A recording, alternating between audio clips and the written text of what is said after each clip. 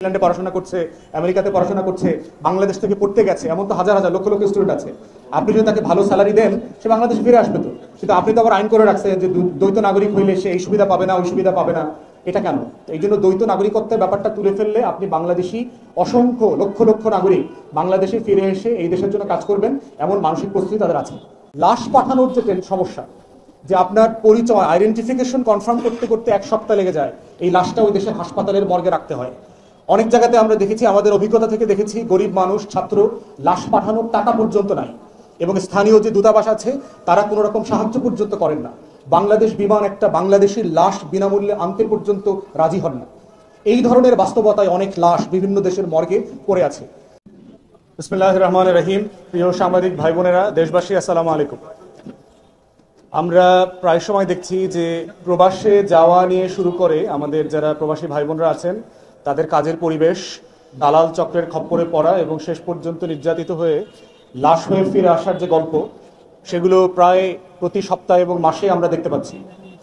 তো সেই জায়গাতে আমরা বোধ করছি যে আমাদের যে 1 থেকে 1.5 কোটি প্রবাসী ভাই বোনরা পৃথিবীর বিভিন্ন দেশে আছেন, তাদের অধিকার, তাদের মর্যাদা, তাদের অবদান, এই সব কিছুকে সামনে রেখে ওনাদের হয়ে আমাদের কথা বলাটা খুব জরুরি। কোভিডের সময় আমরা দেখেছি যে 1 বছরে হাজার হাজার লাশ বিভিন্ন দেশ থেকে বাংলাদেশে এসছে, এবং এই সংখ্যাটা প্রতি বছর বেড়ে এখন 5,000 হয়ে গেছে। প্রশ্ন হচ্ছে যে এত হাজার মানুষ কেন প্রবাসে গিয়ে প্রাণ হারাচ্ছেন, নির্যাতিত হচ্ছেন, খুনের শিকার হচ্ছেন, বিভিন্ন দুর্ঘটনায় পতিত হচ্ছেন। তো এই বাস্তবতায় আমরা বোধ করছি যে প্রবাসীদের সমস্যা সংকটগুলো নিয়ে বাংলাদেশ রাষ্ট্রের করণীয় কি, পার্টিকুলারলি অন্তর্বর্তীকালীন সরকারের করণীয় কি, সেগুলো নিয়ে আমাদের দিক নির্দেশনা দেওয়া দরকার। প্রবাসে যারা যাচ্ছেন তাদের ভিতরে কতগুলো ক্রাইটেরিয়া, ক্যাটাগরি আছে আর কি। একটা ক্যাটাগরি দেখবেন হচ্ছে যারা উন্নত দেশে যাচ্ছেন, ইউরোপে যাচ্ছেন, আমেরিকাতে যাচ্ছেন, অস্ট্রেলিয়া, কানাডা, এইসব এলাকাতে যাচ্ছেন। একটা ক্যাটাগরি আছে যারা মধ্যপ্রাচ্য, মালয়েশিয়া থেকে শুরু করে যে দেশে যাচ্ছেন। আবার এই সব ক্যাটাগরিতে আছে যারা বৈধ পথে যাচ্ছেন, আবার যারা অবৈধভাবে যাচ্ছেন। একটা ক্যাটাগরি আছে যে যারা দক্ষ শ্রমিক, হাইলি স্কিল্ড, অনেক উচ্চশিক্ষিত এবং ভালো বেতনের কাজ নিয়ে যাচ্ছেন। আর একটা ক্যাটাগরি আছে যারা খুবই অদক্ষ কাজ করছেন, একদম খুবই নিম্নমানের কাজ করছেন। একটা ক্যাটাগরি আছে যারা ওয়ার্ক পারমিট নিয়ে, স্টুডেন্ট ভিসা নিয়ে যাচ্ছেন এবং পরবর্তীতে ওখানে থেকে কাজ করে সেটেল হয়ে গেছেন। তো এই বিভিন্ন ক্যাটাগরির ভাই বোনরা যারা আমাদের বিভিন্ন দেশে থাকছেন, তাদের কিছু কমন সমস্যা আছে। আমিও লম্বা সময় বাইরে ছিলাম এবং আমাদের নিজেদের অভিজ্ঞতা থেকেও আমরা এগুলো দেখেছি। ইউরোপ, আমেরিকাতে থাকলে এই সমস্যাগুলো যতটা না বোধ করা যায়, তার থেকে বেশি বোধ করা যায় যদি আপনারা মধ্যপ্রাচ্যে যান, মালয়েশিয়াতে যান। এইসব দেশগুলোতে আমাদের শ্রমিক ভাই বোনদের যে অমানবিক জীবন, কষ্ট এবং লাশ হয়ে ফিরে আসার যে গল্প, অধিকার না পাওয়া, গিয়ে আপনি দেখলেন যে আপনি একটা ফেক ওয়ার্ক পারমিট নিয়ে আসছেন, ওই কোম্পানিটা এক্সিস্ট করে না, ওই কোম্পানি বলতে কোনো কোম্পানি নাই। সাডেনলি আপনি মরুভূমির মাঝে বোধ করছেন যে আপনি এতিম হয়ে ফিরে আসছেন। এই বাস্তবতাগুলো রাষ্ট্র আকারে আমরা কিভাবে ডিল করব? শুরু থেকে দেখেন যে মালয়েশিয়াতে যাওয়া নিয়ে আমরা গত বছর দেখলাম যে আওয়ামী ফ্যাসিবাদীদের 4 বড় দালাল মিলে কিভাবে প্রায় 40,000 কোটি টাকা লুটপাট করে ফেললো। ভিসা পাওয়ার পরেও প্রায় 30,000 বাংলাদেশি নাগরিক মালয়েশিয়া যেতে পারে নাই, কারণ তারা পাসপোর্ট ফেরত পায় নাই এবং ফ্লাইট অ্যাভেলেবল ছিল না। এবং দেখবেন যে অন্যান্য দেশ থেকে বাংলাদেশের শ্রমিকদের যাওয়ার প্রবণতা বেড়ে গেছে। বাংলাদেশের শ্রমিকরা কলকাতায় গিয়ে মালয়েশিয়ার প্লেনে ওঠে, বাংলাদেশের শ্রমিক মুম্বাইতে গিয়ে আপনার দুবাই প্লেনে ওঠে, কারণ বিমান ভাড়া 3 ভাগের 1 ভাগ। বাংলাদেশ থেকে গেলে বিমান ভাড়া ধরেন 80,000 টাকা, 90,000 টাকা, পুরো পথ ভারতে গিয়ে, মুম্বাইতে গিয়ে, কলকাতায় গিয়ে, তারপরে যদি কেউ দুবাইয়ে যায়, মালয়েশিয়া যায়, তার ভাড়া 30-35,000 টাকার মধ্যে চলে আসে। তাহলে এই যে লুটেরা মডেলের একটা শ্রমিক পাঠানো, দালাল পাঠানো আমাদের এজেন্সিগুলোর মধ্য দিয়ে, যে আমাদের যে মানবিক মর্যাদা থাকা দরকার ছিল, তার ন্যূনতম মানবিক মর্যাদা আমাদের এই শ্রমিক ভাই বোনদেরকে দেওয়া হচ্ছে না। এবং এই পুরো চক্রের সাথে আমাদের লোক পাঠানোর যে ব্যবসায়ীরা যারা আছেন তারা জড়িত, আমাদের প্রবাসী কল্যাণ মন্ত্রণালয় যেটা আছে, এদের মন্ত্রণালয়ের সচিব, মন্ত্রীরা জড়িত। এই প্রসেসের সাথে ওখানকার বাংলাদেশি দূতাবাসের কর্মকর্তা কর্মচারীরা জড়িত, এবং যে সকল দেশে যাচ্ছে কোনো কোনো সময় আমরা শুনছি ওই সকল দেশের কর্মকর্তা কর্মচারীরাও জড়িত। এই পুরো সিন্ডিকেটে আপনি দেখবেন যে মালয়েশিয়া যেতে একজন শ্রমিক ভাই বোনের 5 লাখ টাকা, 7 লাখ টাকা খরচ হচ্ছে ন্যূনতম। অথচ আমরা যখন এক্সপার্টদের সাথে কথা বলেছি, আমাদেরকে বলেছে যে এটা যাবার জন্য বিমান ভাড়া ছাড়া মালয়েশিয়া সরকারের পক্ষ থেকে কোনো খরচ নাই, কোনো টাকার কথা বলে দেয়া নাই। তাহলে এই 5 লাখ টাকাটা আমার যে ভাই বোনরা গরু বিক্রি করে, জমি বিক্রি করে, লোকাল এনজিও থেকে টাকা কর্জ করে, ব্যাংক থেকে ধার উঠায়, কার্ড দিয়ে টাকা তুলে, আত্মীয় স্বজনের কাছ থেকে ঋণ নিয়ে এতগুলো টাকা নিল, টাকাটা সে কে নিচ্ছে, কাকে দেয়া হচ্ছে? এবং আমরা বহু এজেন্সির কথা পড়ছি যার কোনো লাইসেন্স নাই, কিন্তু সে হাজার হাজার মানুষকে বিভিন্ন দেশে পাঠাচ্ছে এবং পাঠানোর পরে তার কোনো জবাবদিহিতার বন্দোবস্ত আমরা দেখতে পাচ্ছি না। কমন অভিযোগ দেখবেন, প্যারিসের ফ্রান্সে দেখলাম অবৈধ হয়ে যারা হয়ে গেছে বাংলাদেশিরা, তারা কাজের জন্য যে পাসপোর্ট করা দরকার এম্বাসি থেকে পাসপোর্ট পাচ্ছে না। ন্যূনতম সেবা, দেশে আসার জন্য যে আমার ভিসা লাগবে না এই রকম একটা ডকুমেন্ট পর্যন্ত এম্বাসি থেকে পেতে দিনের পর দিন চলে যায়।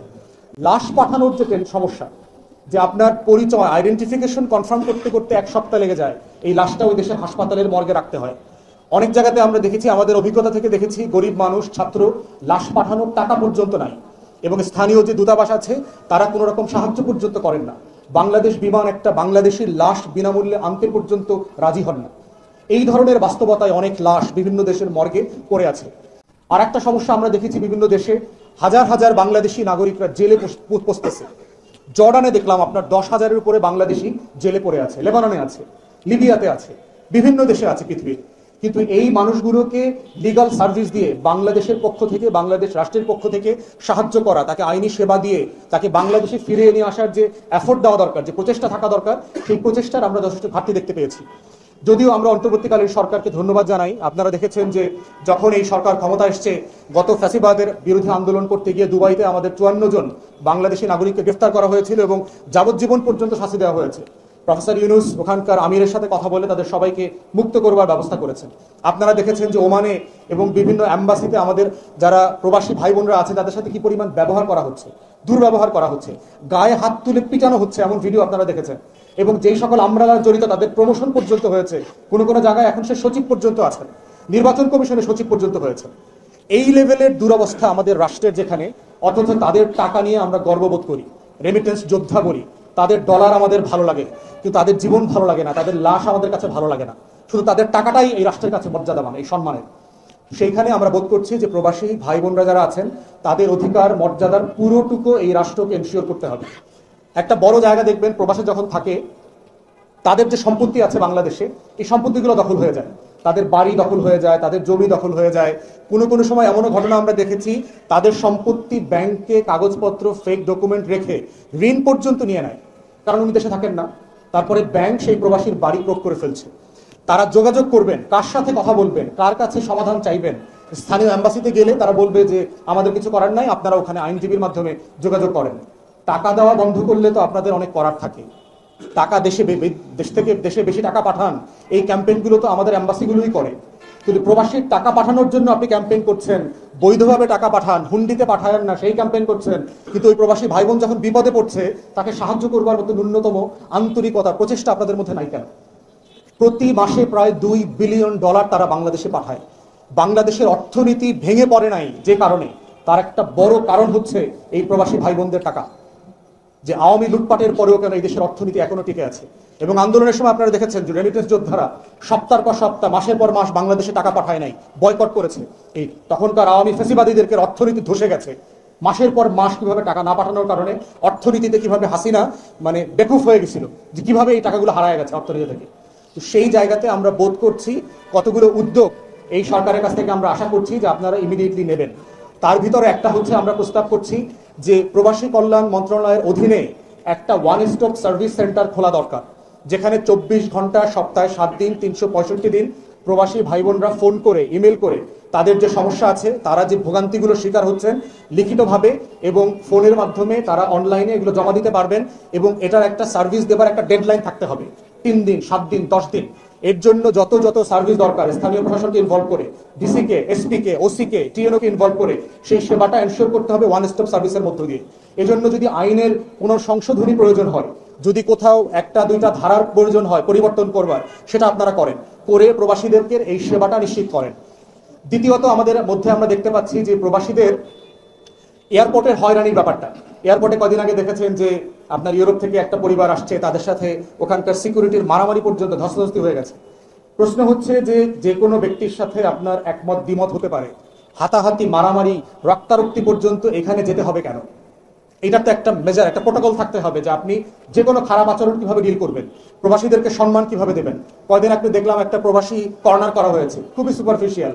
এগুলো সিম্পলি মানে সেলফ সার্ভিং এবং এতে কোনো বেনিফিট হবে না প্রবাসীদের, বরং প্রবাসীদের সেবা দেওয়ার বাস্তবতা করা দরকার।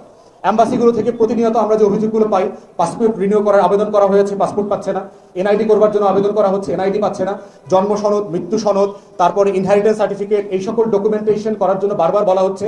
স্থানীয় দূতাবাসগুলো সিম্পলি তাদেরকে 2 পয়সার মানুষ মনে করে না। পার্টিকুলারলি যারা মালয়েশিয়াতে আছে, মধ্যপ্রাচ্যে আছেন, তাদেরকে অ্যাম্বাসির কর্মকর্তারা মনে করে আমার দেশের চাকর বাকর, সিম্পলি চাকর বাকরের মতো ট্রিট করে। তো যেই দূতাবাসের কর্মকর্তা কর্মচারীরা চাকর বাকরের মতো আমার রেমিটেন্স যোদ্ধাদেরকে ট্রিট করে, প্রবাসী ভাই বোনদেরকে ট্রিট করে, তাদেরকে ইমিডিয়েটলি ডিসমিস করে দেন। তাদেরকে প্রয়োজনে শাস্তির আওতায় আনতে হবে, কারণ তার টাকায় আমার শ্রমিকরা চলে না, শ্রমিকের টাকায় সে চলে, তার বেতন দেওয়া হয়। অতএব কে কার সেবক, কে কার কর্মচারী, সেইটা আমাদেরকে পরিষ্কার করে বুঝতে হবে। এই জন্য আমাদের পক্ষ থেকে পরিষ্কার দাবি হচ্ছে, রাষ্ট্রদূতদের মাধ্যমে স্থানীয় যে দূতাবাসগুলো আছে সেগুলোকে দালাল এবং দুর্নীতিমুক্ত করতে হবে। অধিকার এবং মর্যাদা ফিরায় নিয়ে আসার জন্য এটা খুবই বড় শর্ত। দালাল এবং দুর্নীতি মুক্ত করতে হবে। প্রবাসী ভাই বোনদেরকে আমরা বলেছি, আপনারা আমাদেরকেও জানান, গণমাধ্যমকে জানান যে কোন কোন দূতাবাসের কোন কোন কর্মকর্তা কর্মচারী আপনাদের সাথে খারাপ ব্যবহার করছে, নাম, পরিচয়, পদবি সহ আমাদেরকে জানান। আমরাও এখানে পররাষ্ট্র মন্ত্রণালয়, তারপরে প্রবাসী কল্যাণ মন্ত্রণালয়ের মাধ্যমে এই জিনিসগুলোর ব্যবস্থা কিভাবে নেওয়া যায় সেগুলো নিয়ে আমরা কথা বলবো, কাজ করব। এরপরে হচ্ছে আমরা ওয়ান স্টপ সার্ভিসের কথা বলেছি, যেটা ইমিডিয়েটলি চালু করা দরকার এবং যেটা ডিজিটালি করা সম্ভব, কোনো ফিজিক্যাল সার্ভিস দরকার হবে না, কল সেন্টারের মতো এটা কাজ করবে। যেটা বলেছি যে বাংলাদেশের লক্ষ লক্ষ হাই স্কিল, অতি দক্ষ, যোগ্য মানুষরা পৃথিবীর বিভিন্ন দেশে কাজ করছেন, বিভিন্ন দেশের সরকারের গুরুত্বপূর্ণ জায়গায় কাজ করছেন। এই মানুষগুলোকে বাংলাদেশ গঠনে আমরা ফেরত পেতে চাই। যারা 10 বছর আগে, 20 বছর আগে, 30 বছর আগে ইউরোপ আমেরিকাতে গেছেন, ওখানে পড়াশোনা করেছেন, ওই দেশের গুরুত্বপূর্ণ জায়গায় চাকরি করছেন, তাদেরকে আমরা বাংলাদেশে ফেরত চাই এই নতুন বাংলাদেশকে গড়বার জন্য। এই ফেরত পাওয়ার পিছনে একটা বড় অন্তরায় হচ্ছে আপনার দ্বৈত নাগরিকত্বের একটা বাধা আছে বাংলাদেশে। আপনারা জানেন যে বাংলাদেশে গুরুত্বপূর্ণ পদে দ্বৈত নাগরিকরা চাকরি নিতে পারবেন না, কোনোভাবে ইনভলভ হইতে পারবেন না, এরকম বাদ দেয়া আছে। ধরেন জাজ, সুপ্রিম কোর্টে জাজ হইতে পারবেন না বলে দেয়া আছে। এখন ইংল্যান্ডে যে আইনজীবী ওখানকার কোর্টে জাজ হয়েছেন, এমন একজন বাংলাদেশি যদি বাংলাদেশে এসে জাজ হতে চায়, আমরা তো চাইবো দেশের স্বার্থে সে বাংলাদেশে আসুক, বাংলাদেশকে সেবা করুক, বাংলাদেশের জন্য সে অবদান রাখুক। কিন্তু সে কেন আসতে পারবে না? কারণ সে ডুয়েল সিটিজেন। বাংলাদেশের লক্ষ লক্ষ মানুষরা সারা দুনিয়াতে ওই দেশের নাগরিকত্ব নিয়েছে। ওই মানুষটার টাকা ভাল লাগে আপনার, ওই মানুষটা দেশে এসে হলিডে করে, আপনার দোকানে গিয়ে খায়, একটা বাড়ি করে, প্লট কেনে, ফ্ল্যাট কেনে, এতে আপনার অর্থনীতির উন্নতি হয়, কিন্তু তার অবদানটা আপনি নেবেন না। পাসপোর্টের বার দিয়ে রাখছেন। দ্বৈত পাসপোর্টধারী আওয়ামী লুটেরারা কি এই দেশ লুটপাট করে নিয়ে যায় নাই? হাসিনার মেয়ে কানাডার নাগরিক হয়ে বাংলাদেশকে লুটপাট করে নাই? হাসিনার ছেলে আমেরিকার নাগরিক হয়ে বাংলাদেশকে লুটপাট করে নাই? ববি যে শেখ রেহানার মেয়ে হয়ে লুটপাট করে নাই? সিআরআই প্রতিষ্ঠান দিয়ে lakh lakh billions of dollar লুটপাট করে নাই? তাহলে শেখ পরিবারের সবাই তো বিদেশি নাগরিক, সবাই তো এই দেশকে লুটপাট করে খেয়ে গেছে।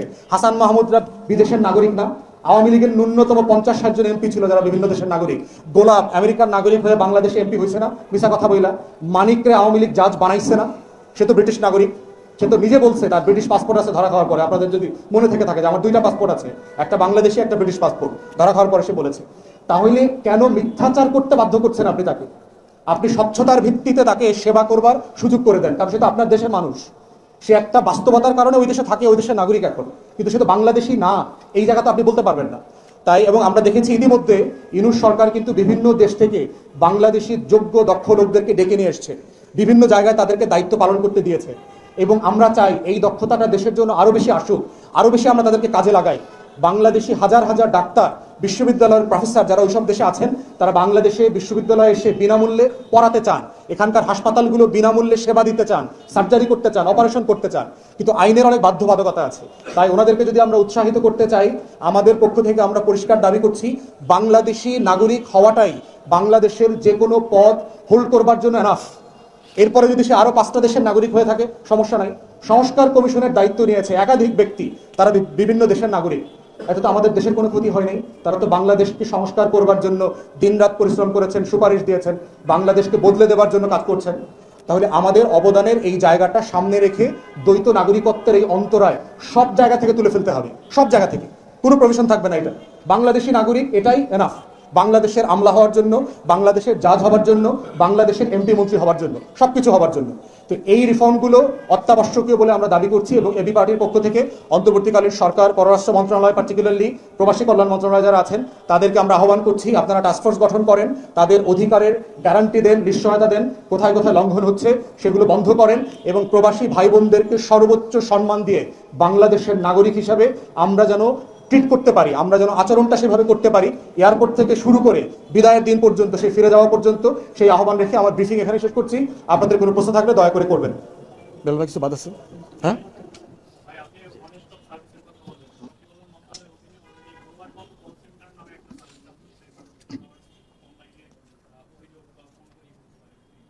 কিন্তু ওটা সমস্যা হচ্ছে শুধু ফোনটা করা যায়, এরপরের সার্ভিসের আর কোনো রেসপন্স প্রবাসীরা পাচ্ছেন না, কমন কমপ্লেইন আমরা দেখতে পাচ্ছি। দ্বিতীয়ত হচ্ছে যে কল সেন্টার, মানে একটা নাম্বারে আপনার কয়জন মানে অপারেটর আছে, এটার একটা ঝামেলা আছে। অনেক সময় ফোন করে অপারেটর পাওয়া যাচ্ছে না, লাইন বিজি বলছে।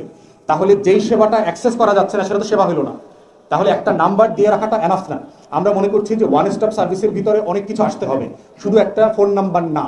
এবং এটার একটা প্রপার কল সেন্টার করা দরকার। এটার মাধ্যমে কি কি সেবা দেওয়া হবে, ফোন না শুধু, আপনি ইমেইলও যেন ইমেইলও যেন কমপ্লেন জমা দিতে পারেন, ওয়েবসাইটে আলাদা ফর্ম থাকতে পারে, সেই ফর্মে আপনি জমা দিতে পারেন। এবং এটার কোনো নীতিমালা নাই, আপনি যে ফোন করলেন কে ধরলো, এটা সমাধান কিভাবে হবে, কোনো প্রোটোকল নাই। আমরা চাচ্ছি এটা ওয়েস্টার্ন মডেলের একটা প্রপার প্রোটোকল তৈরি করা ওয়ান স্টপ সার্ভিসে, সেটা যেন সার্ভিসটাকে পুরোপুরি নিশ্চিত করে। আর একটা আপনার জরিপ করা দরকার যে এই ফোন সেন্টারটা চালু করার পরে কি কি লাভ হয়েছে প্রবাসীদের, তাদের একটা মতামত নেওয়া দরকার। কোথায় কোথায় তারা হেনস্থার শিকার হয়েছে, তারপরে অভিযোগ করেও কোনো বেনিফিট পায় নাই, এইটার উপরে ভিত্তি করে এটাকে রিভাইজ করা দরকার। এটা ফাংশন করছে না সাফিসিয়েন্টলি বলে আমরা মনে করছি।